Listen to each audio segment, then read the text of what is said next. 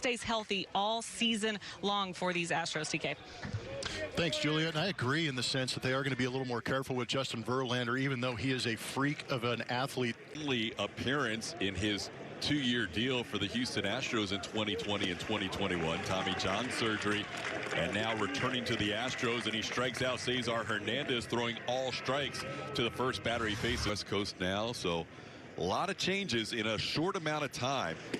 There is a beautiful 3-2 pitch by Justin Verlander. Josh Bell frozen on a breaking ball to hit the outside corner. 41. They have matched up 48 at bats in their career. No big advantage for either one. 12 for 48. Oh, JV, get it done. Striking out the side. Fill that leadoff role and play some shortstop. A few things about Pena. Number one, he hasn't had a lot of time above the AA level, but he did incredible things at Sugar Land last year in a short amount of time in 30 games. And that ball hit on a line, but right to the center fielder, Victor Robles, who puts it away. So Pena hits the ball hard, but he's out number one. In 2020, and last year, a little bit of time with Atlanta and Toronto. 3-2 pitch on the ground. Alcides Escobar off balance throw, and it gets by Josh Bell. Altuve has reached on a tough play. Alex Bregman could be. That ball popped high in the air, playable on the infield. The second baseman Hernandez puts it away for the final out of the inning. Astros had one reach on an error, and we head to the second inning scoreless. Top prospect like a Hunter Brown to be around Justin Verlander and learn arguably from one of the best. All he does is strike guys out. 4 batters, 4 strikeouts. Ron Culpa calling some strikes today. 3. Los Angeles, and then Arizona, and then Seattle to start the season. 5 of 6 batters have been punched out by Verlander. The last 4 called third strikes. Infield guru for this ball club. How much fun was it to watch Yuli go through the year that he had and mature from a third baseman to a first baseman and win that Gold Glove that he deserved, maybe even last year. On the 8 games like this, you know, the game, but they're getting a ton of at bats. Like there's some live BPs. I'm sending some of these guys down to the minor leagues. He's just trying to get them. He just needs to relax, he just trusts his talent and get some good pitches to hit, which he did there, which was really good to see. Lewis Brinson with the ball down the left field line. That's a fair ball. That will be a double, sending Michael Papierski to third base. So Lewis Brinson. And take 6-7 at bats. And that's how we trying to pile some of this work on these guys, because we just don't really have that many at bats. Push-ups, and I get my steps in. Get down, ball. How about that? Jeremy Pena delivers with the bases loaded, and there is a 2-run scoring single as Brinson scores easily ahead of the high throw by Lane Thomas. There you go, Joe, on cue. He adapts to things you guys tried to teach him. It's been huge. And also another thing that Jeremy, in the last couple of years, being in the postseason with traveling with the taxi squad, that also has really helped Jeremy Pena be around this team. I mean, you don't hear that far under one that often. There's the first hit of the game for the Nationals. That ball may go to the track. No, it's cut off by Tucker. And the Gold Glove finalist in right field last year gets the ball back in quickly. Matched up. We had the last game for you when the Astros won 10-8, and this one has been led by Justin Verlander. One hitter so far through 3. Verlander rolling along as he gets a ground out to end the inning. Kyle Tucker was in the top 10 with exit velocities and barrel rates, but he didn't have the batting average or the slugging percentage to go with it. Similar to situations like this where he's hitting into the shift, but good hustle gets him that on-base percentage to go up. That ball sharply hit, diving stop Escobar. Nice backhand flip and a double play. What a turn, led by the diving stop by Alcides Escobar, as Yuli Gurriel has a double play turned on him to end the inning. Cruz's case early in his 40s. He's 41 years old now. Cruz pops this one in the air. Yuli Gurriel, tough play. Can Kyle Tucker get there? No, it's going to drop in. So Nelson Cruz just flares one down the right field line. Count. And now, with Shohei Ohtani pitching against the Astros on opening day, there's the first walk issued by Verlander. After a flare hit, Verlander walks Lane Thomas. Straight up old school National League Baseball. I don't know if that'll ever make its way to the major league level. That was a very impressive 1-2-3 strikeout for Justin Verlander, getting Alcides Escobar. Truly is. Working off the plate when he gets ahead of the count. This ball sent in the air to center field, playable for Chas McCormick.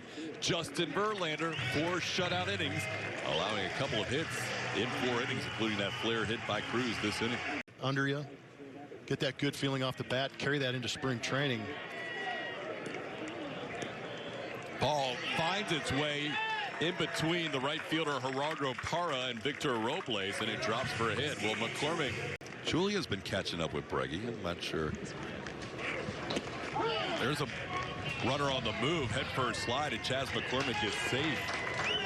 McCormick, who stole 4 bags last year, the month of July, with a 907 OPS, but just not consistent throughout the year. And there he is on an 0-2 pitch, putting the ball in play and driving in a run. Lewis Brinson, 2 for 2 today, makes it a 3-0 game with that RBI single. Just one of those freak things where Diaz was healthy with Toronto and St. Louis, but hasn't been healthy as an Astro. Brinson came off the bag, a little frustrated with himself, as he is called out by Larry Vanover. Look. That one on the ground toward third. One big hop for Maikel Franco, and that'll do it for the Astros in inning number 4. RBI by Lewis Brinson adds to the lead. It's 3-0 Houston.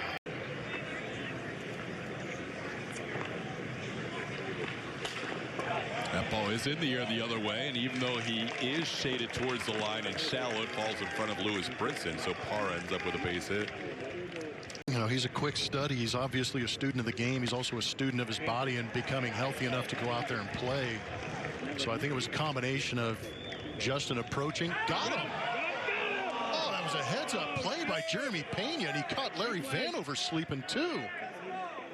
I think he got Parra before he got back to the bag. Called safe, and no replay in spring training. Oh, that was a good play. Tucker just kind of lobbed the ball in, but then Pena made the play. Oh, he was out. He's easily out. Not even close. Spring training for everybody, as they say. Instead of setting yet another record with opening day starts. Another ball the other way. This is a flare for a base hit. So 3 opposite field base hits. Parra sacrificed the 1 run for 2 outs. There you go. There's that punch out. Now if he gets the next guy with the ground ball, you get the double play and get out of there unscathed. So that's a great adjustment, good timing, and good work with Papierski. In Arizona, and we'll see the Diamondbacks the 2nd series of the season. This ball tapped towards the mound. Bielak to home for 1, and there it is. Strikeout and then a double play gets Brandon Bielak out of a bases loaded, no out situation. The 1, you'd probably see a Michael Brantley 2. Yeah. Then maybe an Altuve 3. Altuve with a ball ripped up the middle to center field. He'll be a 1-out base runner. I think the first smile we ever saw from him was a triple in Colorado when the dugout was basically screaming at him to smile. And now he did an interview with Julia the other day, and he was like Mr. Personality Fun Guy. He didn't go to that dugout upset. He hit it pretty well. Hit it hard. Yeah. That ball's on the ground and is playable for Maikel Franco. Well, Bregman grounds out to end the inning. A hit by Jose Altuve. 1 man left on base. We're through 5. Astros lead this game 3-0. Of his career with the Dodgers. Breaking in 2014 and pitching with LA through 2020 as he walks Nelson Cruz here to start the inning. Some of the changes, Plummer, to the Astros bullpen. He actually picked up a save pitching the 9th. But Christian Javier had a couple of scoreless innings before Presley came in and pitched well too. So, wow. And he was quicker last year. He was. But and even today he's slow, but he's still quicker than he has been. Little change up there. We told you how he's effective against lefties with that changeup, and he strikes out Gerardo Parra with that changeup. Or Coke anymore. I don't know what he was, but he looks great. He's had a great spring so far. What have you seen from Chaz here early on? Because all the numbers coming into this game said it was a little bit rough, but in this ball game, he's getting the barrel of the ball a little bit better.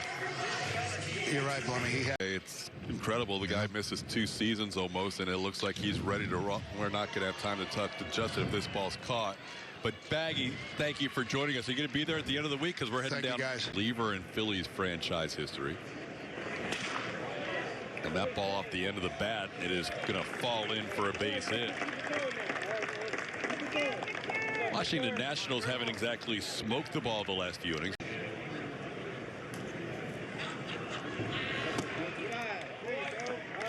Now a walk after the base hit. That's the 3rd walk in the last 2 innings.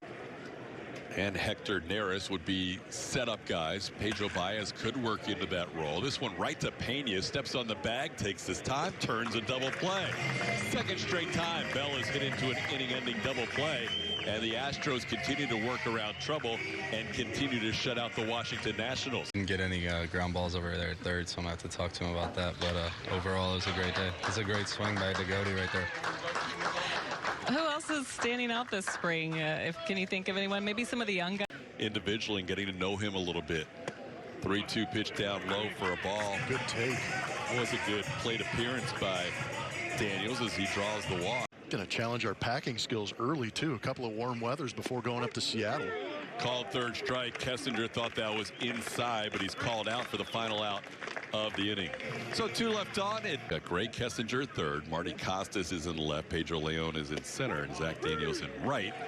And the catcher, who's been in there for a couple of innings now, is Cesar Salazar. That was a good breaking ball there to freeze the veteran Nelson Cruz for a called 3rd strike. Windy day in Florida.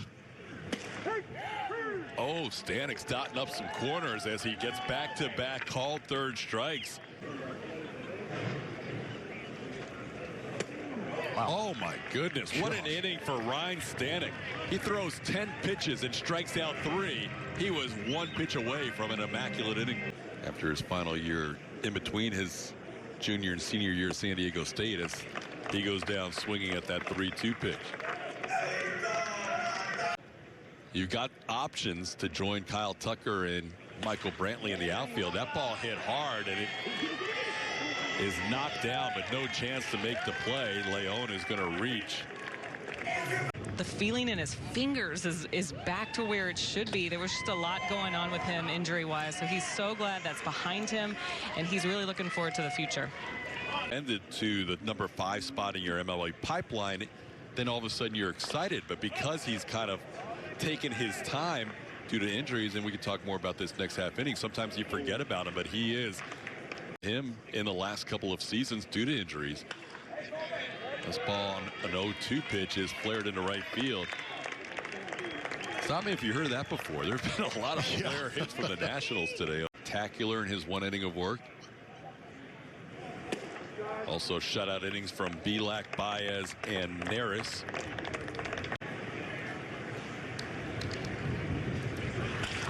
And the ball in the air towards right center field. That ball will be down, and Jake Alou will score the Nationals' first run. It's a 3-1 game as he crosses the plate. The ball flared into right center field for a base hit. Ball hit by Pena to right field and getting over towards the line and dropping it is Zach Daniels. Daniels was going to make the play at second, out in time on the force out at second to get the runner Yadiel Hernandez, who held up thinking that ball would be caught. Out right here with pitch number 26 of the inning. That ball's hit hard to center field, but it's holding up and put away for the final out. Pedro Leon squeezes that line drive, and the Astros win this game 3-1. Well, Blummer, Justin Verlander looked like he's ready to go, and Ryan Stanek looked very impressive and just enough offense. Just enough offense, but that's the beauty of the Astros, is if the offense isn't firing, usually that starting rotation can pick you up. Justin Verlander is definitely one of those guys bouncing back and showing the fans right here in Houston that he's feeling pretty good. So that's all the signs are pointing in the right direction. Stanek looked amazing. We got a chance to see Jeremy Pena. This was a lot of fun to watch this spring training game from the studio. I want to try something different next time. Next time we'll be on the air. We'll be live from West Palm Beach, Florida, coming up Saturday night. We'll have plenty more on this day, including the post-game show right around